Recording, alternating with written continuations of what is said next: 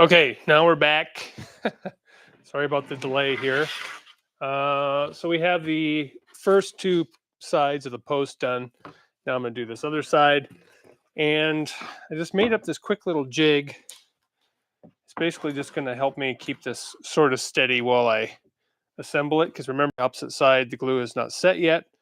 So I'm having to set this carefully, or else I'm going to screw up what happened before. Boy, wouldn't that be embarrassing. Hey, look at John. So anyway, we're going to figure out what side we want to do. I think we'll do that side. And put glue on here. Usually what I do when I have done these miter folds, I will not burnish the edges until this joint has fully cured. And that's mostly because I don't want to be putting a lot of stress on this joint. That's the main reason. Okay.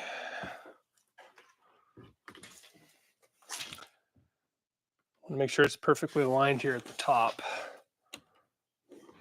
Oh boy. You can see how tenuous this is. We'll get this other end nailed in. And like I said, the only reason I use these nails is because you can't really tell that there are nail holes there. I mean, if you really, really look for them, you could find them. But you can't really tell because of how much texture there is. And then once it's burnished, you're not going to be able to tell anyway. So your eye just kind of doesn't really notice it. I guess you will if you ever see these. I doubt you'll ever see them in person, but if you do, you'll know what to look for. And I'm using a 21 gauge nail. Oh, come on now, sweetheart. That's the other thing too about this stuff is that it's not super sturdy. And so a nail doesn't really hold very well in it. And you sometimes have to kind of persuade it. Now I have a gap here and I could really reef on it. I'm going to try to get it closed because what's happening is that these boards are cupped this way and they're also bowed that way. Because when you remove material off of one side of a board, you release tension on that side and it wants to move. It wants to cup the ends of the face of the board that you just planed want to curl up. So you're fighting that as well on this miter fold. Now, perfectly straight, flat material, like a really nice ply, it's beautiful to do miter folds. You feel like a woodworking god when you do that. But this stuff here, it humbles you pretty well. So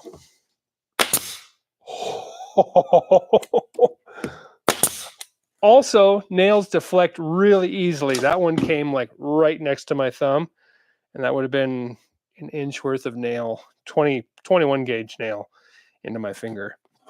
So anyway, so those edges are all assembled.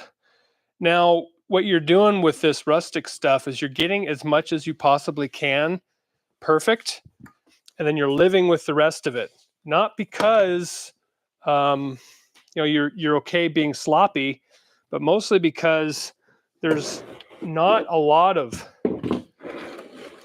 heck of a lot you can do, honestly. So you see how this kind of rocks back and forth? That's because that face board is cupped. And it makes the precision woodworker in you just so frustrated. But yeah, post a top. So like I said before in the previous video, I'm going to take this piece here, which needs to stay loose. But I'm going to put it on top and then tape it in place so that these two sides, when the glue sets, they're going to be exactly where I want them to be when I glue this on site. The main thing I'm trying to do with all of this work is minimizing the amount of work I have to do on the job site. Here, all my tools are well within my grasp. All my tools are here. I can do whatever the heck I want with them. and or I can reach them very easily. On the job site, all those tools are not there. I can't bring my sliding table saw with me. I can't bring, you know, some random tool that I might need with me. So I'm doing all the work I possibly can in the shop. That's another thing. If you're a site guy, you know how frustrating it is to have dudes in the shop not do things, like be lazy in the shop and send out an unfinished product to you because, you know, they don't want to do the work. So anyway. Okay, so the tape is there. The reason I didn't leave this board up on top is because these edges are still pretty loose. You can see how much that's giving.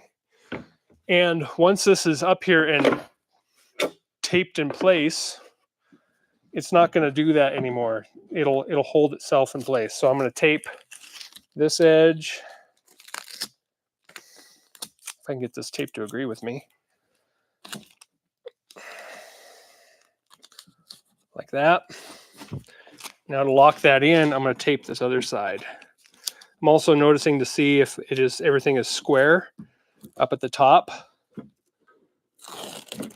Oh, come on now, sweetie. There. All right. I want these miters to be as close to tight as possible because that is the way that this post is going to dry. The glue is going to dry. So if it's tight, really, really tight, when you glue this or when you set it dry, it's going to be tight when you go to set it for real. So, you know, I'll see if I can give you, this thing is connected to my laptop right here, so I might not be able to give you a close-up, but I'll probably do a short showing the close-up shots. Yeah. So a lot of what you have to do is you have to kind of float and work with the material.